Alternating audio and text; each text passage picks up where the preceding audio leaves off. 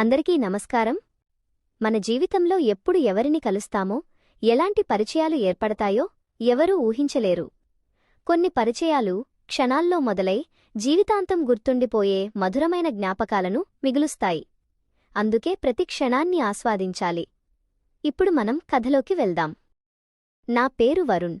నా వయస్సు 28 సంవత్సరాలు. నేను ఒక ముఖ్యమైన పనిమీద విశాఖపట్నం నుండి తిరుపతికి వెళ్లడానికి ఒక లగ్జరీ బస్సు ఎక్కాను. బస్సు హనుమంతువాక స్టాప్లో ఆగింది. అంతలోనే ఒక అందమైన అమ్మాయి బస్సు ఎక్కింది. బస్సులో సీట్లన్నీ నిండిపోయాయి. నా పక్కన ఉన్న ఒక సీటు మాత్రమే ఖాళీగా ఉంది.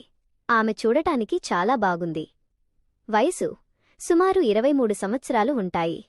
ఆమె నా దగ్గరకు వచ్చి పక్కన సీటు ఖాళీగా ఉందా అని అడిగింది. నేను ఎవరూ లేరని చెప్పాను. ఆమె తన లగేజీ పక్కన పెట్టి వచ్చి కూర్చుంది. ఆమెను అంత దగ్గరగా చూస్తుంటే నా మనసులో ఒక రకమైన భావన మొదలైంది. కిటికీ క్లోజ్ చేయాలా అని అడిగింది. నీ ఇష్టమన్నాను. ఆమె కిటికీ మూసివేసి ప్రశాంతంగా కూర్చుని తన పేరు కావ్య అని చెప్పింది. నా పేరు వరుణ్ అని, విశాఖపట్నంలో ఉద్యోగం చేస్తున్నానని పరిచయం చేసుకున్నాను. అలా మాట్లాడుకుంటూ నేను నా మొబైల్ ఓపెన్ చేసి చిన్న వీడియోలు చూస్తూ ఉన్నాను. నేను ఎక్కువగా రొమాంటిక్ వీడియోలు చూస్తూ ఉండటంతో నా స్క్రీన్ మీద అవే వస్తున్నాయి. నా మనసులో ఉన్న కోరిక ఇంకా పెరిగింది.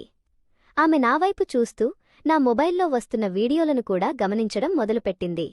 ఆమెకు కూడా అలాంటి ఫీలింగ్స్ ఉన్నాయని నాకర్థమైంది. వాతావరణం కూడా చాలా అనుకూలంగా ఉంది.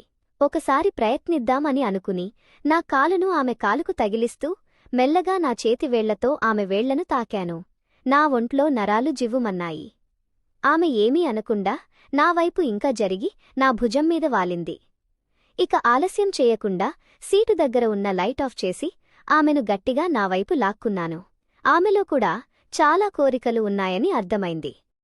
చీకటిగా ఉన్న ఆ బస్సులో ఇద్దరి బాడీ హీట్ ఒకరికొకరు తగులుతూ ఉంటే ఆమె శ్వాస వేగం పెరిగింది.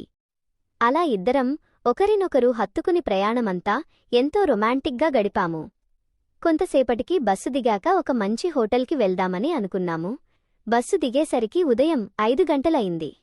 డైరెక్టుగా దగ్గర్లో ఉన్న హోటల్కి వెళ్లి ఐడీలు చూపించి రూమ్ తీసుకున్నాము. రూంలోకి వెళ్లగానే తలుపులు లాక్ చేసి ఆమెను గట్టిగా హగ్ చేసుకుని బెడ్ మీదకు తీసుకువెళ్లాను.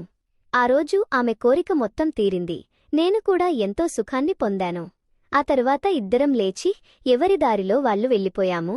మళ్ళీ ఎప్పుడూ కాంటాక్ట్ అవ్వకూడదని మేం ముందే అనుకున్నాము. ఈ కథ మీకు నచ్చినట్లయితే వెంటనే లైక్ చేయండి మరియు మన ఛానల్ను సబ్స్క్రైబ్ చేయడం అస్సలు మర్చిపోకండి.